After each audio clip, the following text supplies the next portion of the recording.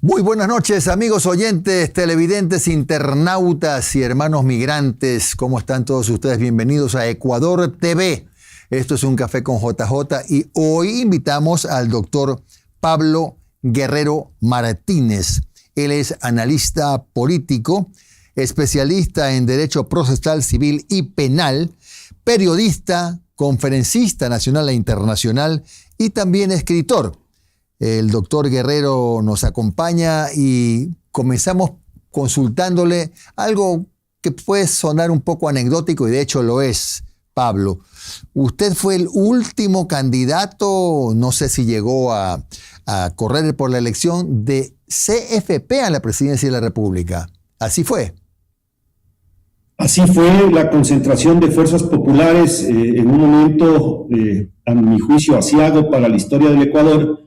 Pidió mi concurso y yo no rehuí esa posibilidad porque quería debatir con el expresidente Rafael Correa porque me parecía que su propuesta ideológica nos llevaría a las formas de política venezolanas, cubanas, nicaragüenses, y penosamente mi candidatura, no obstante que tenía las firmas, no fue calificada. Llegamos a inscribir nuestra candidatura con el partido que he referido, pero parece que fue una instrumentalización del Tribunal Supremo Electoral de aquella época que un hombre de las derechas pueda ejercer su derecho político para participar y no se me posibilitó terciar en dichas elecciones. Decía que después de eso ya CFP pasó a la historia. CFP tuvo una larga vida política, comenzó con Guevara Moreno, Amalio Puga Pastor, Rafael Mendoza, el mismo Jorge Icaza, el escritor, pues don Asad Bucarán, grandes cuadros, ¿no es cierto? Y Asad Bucarán, Jaime Roldós, claro, pasó a la historia y debe escribirse en la historia de CFP, porque fue un partido nacionalista que reivindicó las ideas de la nación política ecuatoriana y también la nación cultural e histórica española como parte de nuestra nacionalidad. Fue un partido muy interesante en un momento histórico. Claro.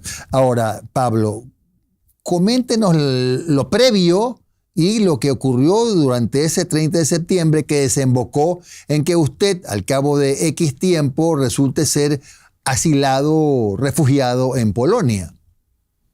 Como yo le decía, mi formación política, mi identidad política es de derechas.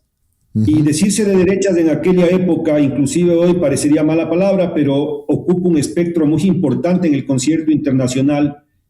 Y pensé que era de mi deber oponerme al gobierno de Rafael Correa y a la propuesta de la Constitución, porque el mismo artículo 1 establece que la soberanía radica en formas de organización directa y no solo en el pueblo.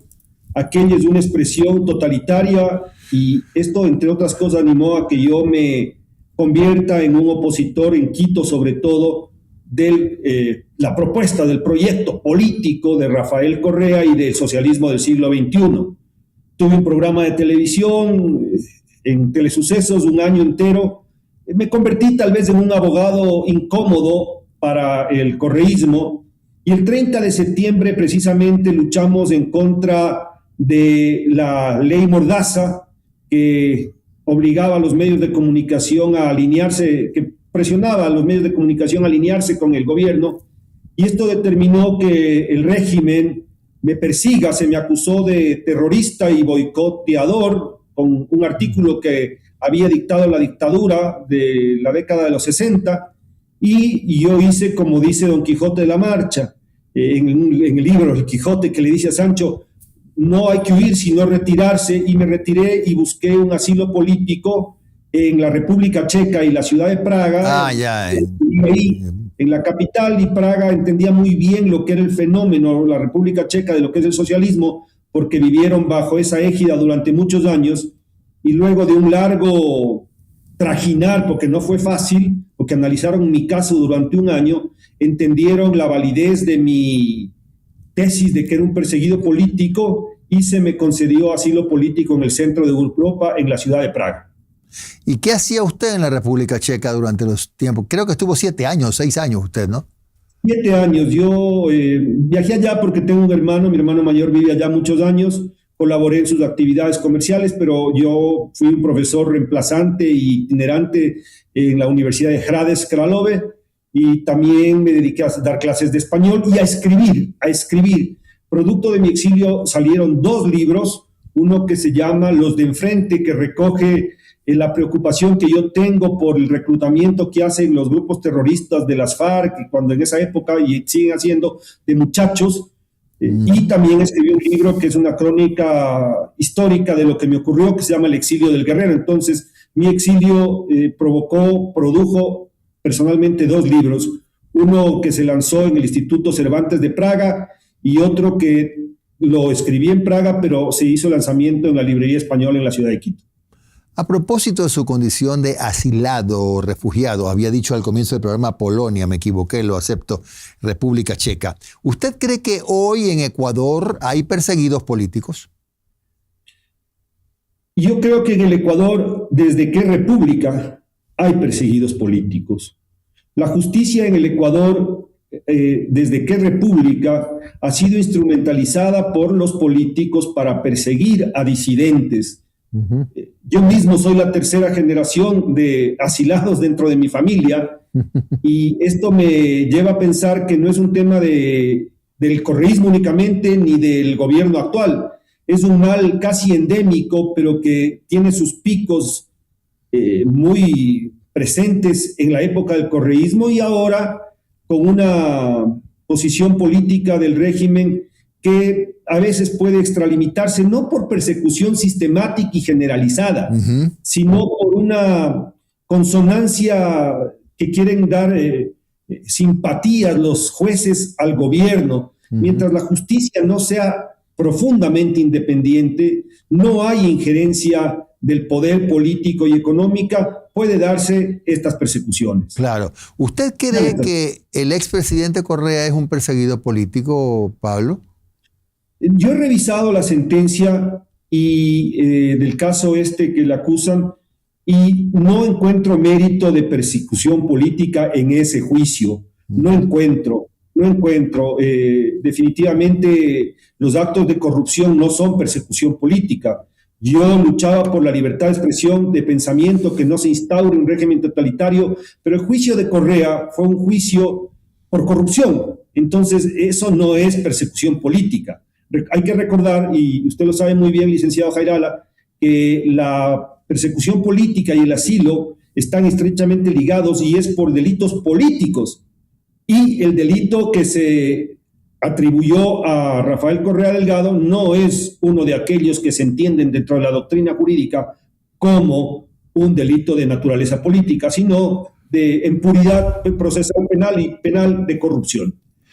A ver, hoy en el 2026, Pablo Guerrero Martínez es más escritor, comunicador o abogado.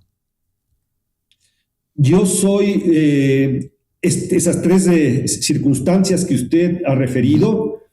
Me siento realizado en mis escritos, pero vivo de mi profesión como abogado que ejerce sobre todo el derecho civil y el derecho procesal civil y el derecho mercantil. He dejado mucho el derecho penal porque le veo muy contaminado y ciertamente peligroso. No hago narcotráfico, no soy un abogado de narcotraficantes ni de grupos del crimen organizado, que penosamente en el Ecuador los casos se han proliferado exponencialmente y claro, esto es peligroso y cuido mi vida como un valor esencial y no me gusta meterme en esas riberas. ¿Usted cree que la experiencia mala que tuvo en los años del gobierno del expresidente Correa, luego la situación que en la República Checa, usted estuvo como asilado, como refugiado, un poco lo han hecho, no voy a decir madurar porque sería faltarle respeto, ¿no? Pero bajar un poco las revoluciones, digo, a Pablo Guerrero, que ya, por ejemplo, ha optado por, como usted lo ha dicho, por poner una línea paralela con el derecho procesal penal? No es ninguna falta de respeto decir que un hombre a los 58 años tenga que madurar. Sería un gesto inútil que a mi edad no haya madurado. Mire, yo resumo esto de la siguiente manera. Hay una frase de André Muró que dice lo siguiente: quien a los 25 no fue de izquierda no tiene corazón, quien sigue siendo lo pasado a los 25 no tiene cerebro. Yo fui un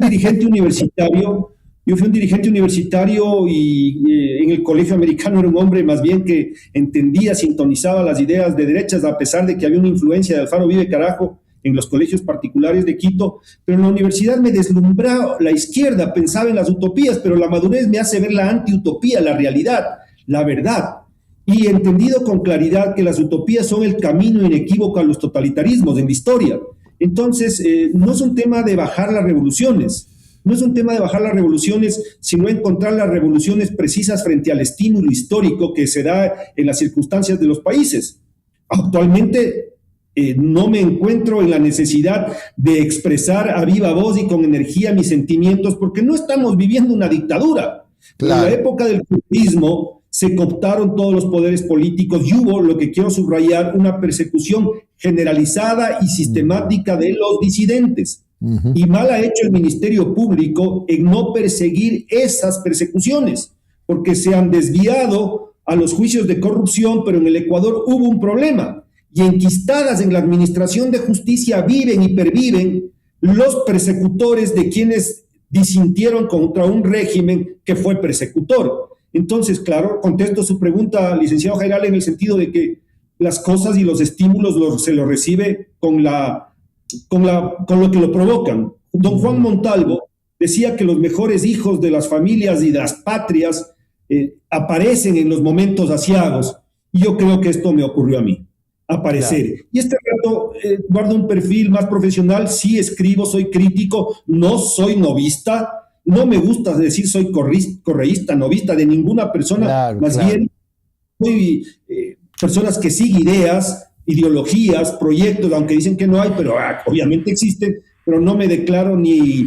lo uno ni lo otro.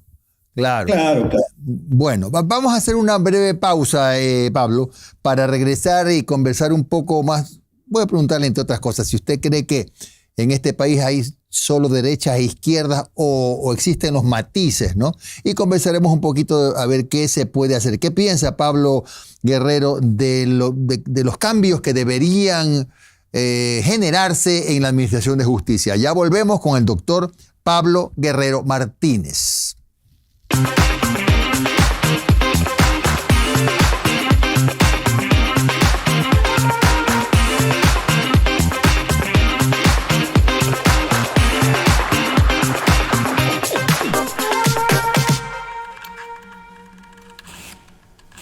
Seguimos con el doctor Pablo Guerrero Martínez. Él es analista político, especialista en Derecho Procesal Civil y Penal, periodista, conferencista nacional e internacional y además escritor. Pablo Guerrero estuvo en condición de refugiado 7 años en la República Checa. Fue un muy severo opositor del gobierno del expresidente Rafael Correa. Estamos hablando un poco de política con Pablo. Y le quería preguntar, ¿usted cree que en el Ecuador hay una polarización tal que solo podemos hablar de derechas y de izquierdas? ¿O cree en el matiz del centro? Una pequeña digresión. Yo no soy periodista, prefiero que se me vea como comunicador. Perfecto. Sí, vale. Dicho esto, quiero decir que en el Ecuador no hay ni izquierdas, no hay ni derechas. En el Ecuador lo que hay es trincas y empresas políticas. Y en el mundo inclusive, yo tengo esta concepción, que no solo es mía, sino de muchas personas, que los partidos políticos son una derivación de la verdadera representación, porque la representación nace primero en la familia, en el barrio, en el municipio, en los sindicatos y en los grupos de las organizaciones de la sociedad civil. Esas son naturales. Ahí puede ejercerse la política con nobleza, digámoslo así. Pero los partidos políticos en Ecuador y en el mundo, pero sobre todo en el Ecuador, son grupos cerrados, cenáculos cerrados, donde no hay una verdadera democracia interna.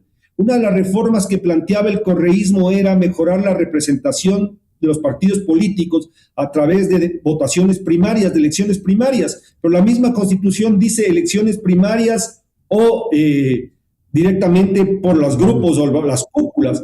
Entonces, quien no goza del favor de la cúpula, de la trinca, puede ser un gran cuadro político, puede ser un hombre de buena catadura, de buena intención, sin embargo, no va a encontrar un grupo que lo represente. Por ello hay una crisis de representación en el Ecuador muy grande que debe revertirse a través de una reforma profunda de los partidos políticos, que haya partidos políticos nacionales, porque el exceso de movimientos atomizó y ha dispersado esa representación y además se ha cooptado, se han interiorizado en esos movimientos muchas personas que no tienen idea de político, nada, porque la política es la proyección de la filosofía y de la religión y de los valores. Hay políticos que pasan de un partido, cambian a otro, regresan a otro, fundan uno, se compran partidos políticos. Y mientras no hay una profunda transformación en el sentido de los partidos políticos, que no debería haber movimientos sino partidos nacionales de un país tan pequeño geográficamente, creo que el Ecuador no tendrá el pueblo una verdadera representación. Si a esto se suma la instrumentalización política y de la propaganda y de la promoción, que es muy hábil, que ataca al corazón de las personas y no a la razón, tenemos los representantes que históricamente ha tenido el Ecuador, salvo honrosas excepciones. Claro, por eso, Pablo, es que a veces predomina ya con tanto partido, tanto movimiento provincial, cantonal, etcétera, el Ventú, ¿no? Ventú. El Ventú funciona justamente por eso. Ahora, ¿qué tal si conversamos un momento de las reformas que deberían darse en la Administración de Justicia? ¿Pablo Guerrero cree que ameritan cambios de fondo? Yo voté por Noboa, Daniel Noboa, por la siguiente razón, porque él propuso algo que yo también había planteado desde las aulas universitarias, la desmonopolización de la jurisdicción, para que los jueces no sean los únicos que pueden administrar justicia. Él planteaba el viejo anhelo liberal de que sean jurados, ciudadanos, laicos, legos en derecho, quienes administren justicia, porque el hecho penal no es un hecho técnico, abstracto, con un metalenguaje complicado de entenderlo. Usted habrá visto en las películas de Estados Unidos o de Inglaterra, la mitad del mundo, o si no más de la mitad, tienen jurados que establecen en un momento del proceso penal si alguien es culpable o no culpable, y el debido proceso se le encarga a la observancia de los jueces. Por eso yo voté por Daniel Noboa, pero fue una propuesta de campaña que no avanzó en la práctica. Él en algún momento le consulta al país, le dice, queremos ir a una constituyente para debatir este tipo de cosas, pero lo hizo en una coyuntura errática donde su manejo político coyuntural de aquel momento no le avalaba la simpatía del electorado. Entonces yo creo que mientras se siga tecnificando el derecho, que es una palabra desafortunada, porque el derecho es humanista por excelencia, no técnico, es humanista, y se debe devolver a la ciudadanía el poder de administrar justicia a través de jurados laicos. Esto yo creo que un poco acabaría con la corrupción y las garras del Consejo de la Judicatura, no el actual ni el anterior, sino el sistema. Imagínese, licenciado Jairala, que la conformación del Pleno del Consejo de la Judicatura está determinado por la presencia de un representante del Ejecutivo, del Legislativo, de la Corte. Entonces hay un superpoder en una inexistente función judicial donde hay unos jueces como piélagos, como islas aparte, que hacen lo que pueden, a veces con una formación que no es la que merece la justicia, y esto es tierra de nadie. Yo digo que no hay función judicial, sino función demencial. Esto es de locos lo que está pasando. Claro, pero Pablo, ¿usted no cree, Pablo, que parte de este problema que usted define tiene un origen, y el origen es la Constitución del 2008, o no necesariamente? La Constitución del 2008 tiene un origen inmediato, pero hay un problema más de fondo, que tampoco en la cultura ecuatoriana, esos modos de vida que debe tener una sociedad, entiende lo que es la justicia. la gente va donde el abogado, no es mi caso, pero muchos colegas me han dicho, y cuando algo una vez me ha pasado, yo les he detenido, ¿qué contactos tiene con el juez? Sí. Esa es la política del usuario de la justicia. ¿Cuál es el contacto que se tiene con el juzgador? ¿Cómo le llega al juzgador? Entonces, no es un problema únicamente de una constitución que respondió a un proyecto político totalitario, sino los modos de vida que tiene el pueblo. Yo en algún momento escribí mi desaveniencia con la posición del gobierno, que el presidente Noboa afirmaba que no es un problema cultural, sino un problema económico, igual que dicen los marxistas, igual que decían los socialcristianos. El grave problema del Ecuador es un problema cultural histórico, que no sabe cuál es su personalidad histórica social.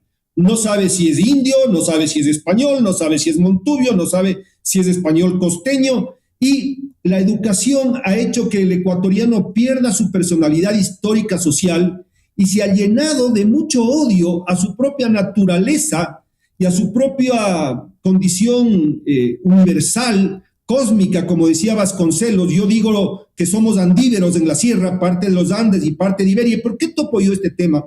Porque la CONAIE ha sacado ventaja de este odio y plantea inclusive una nación y un Estado con los pueblos originarios, lo que es algo primitivo y completamente totalitario, porque las naciones políticas son plurales. Entonces, mientras no entendamos quiénes somos, no sabemos a dónde ir. Y es lo que está pasando con el ecuatoriano. Accidentes de tránsito, los mismos crímenes. Se privilegia la muerte sobre la vida. Una forma de ganarse el dinero rápido sin entender que hay valores. Aquí ha fracasado las iglesias, la iglesia católica, las élites, que yo mantengo que no hay élites, sino trincas. Ha fracasado las universidades, la educación.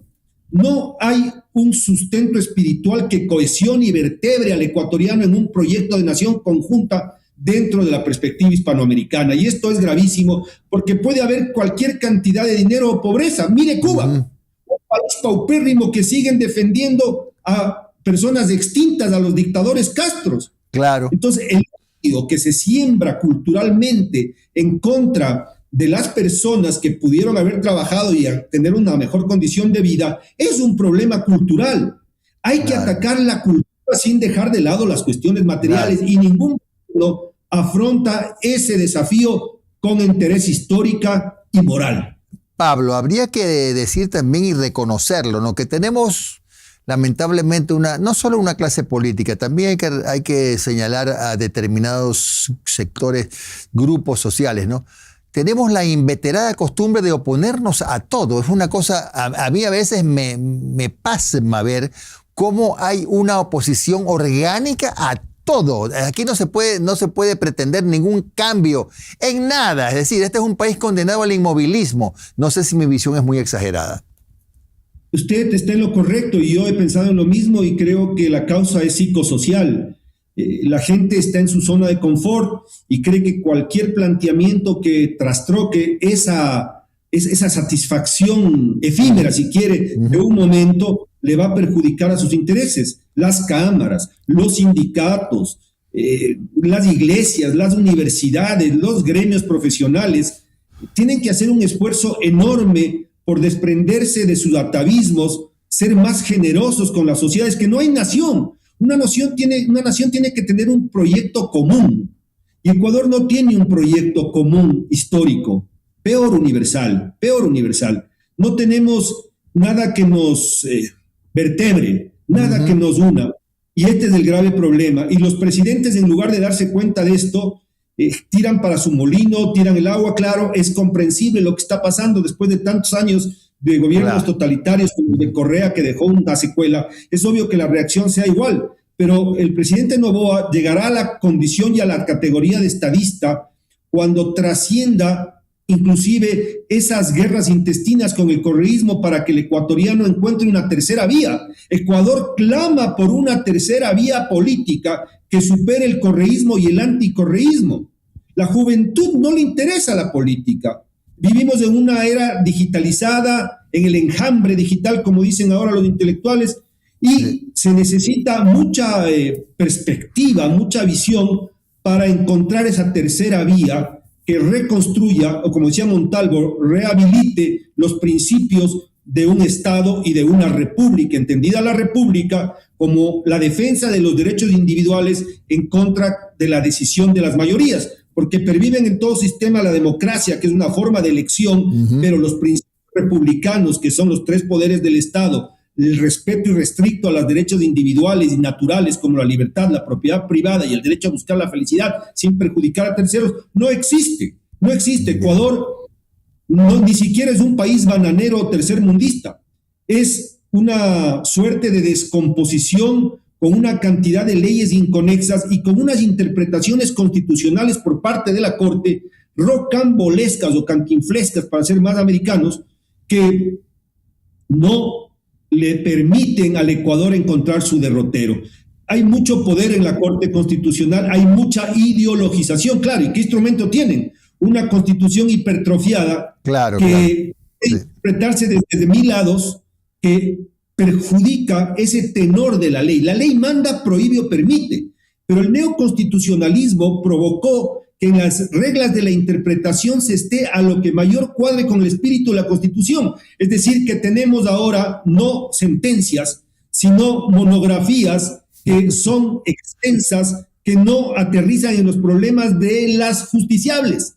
Claro. Antes la ley dice esto, y eso es brillante porque no permite la discrecionalidad del funcionario judicial a efecto de que pueda hacer interpretación en favor de una coyuntura que a veces no es santa. Claro. Hay que acabar con esta interpretación extensiva constitucional, porque ahí se devolverá al ecuatoriano y al Estado, si es que existe, mayor restricción para que no haya corrupción por parte de la Administración de Justicia. Muy bien, muy agradable la conversación, mi estimado Pablo. El doctor Pablo Guerrero Martínez y su visión no solamente de la justicia, del tema país. Una buena noche, Pablo. Un gusto haberlo entrevistado.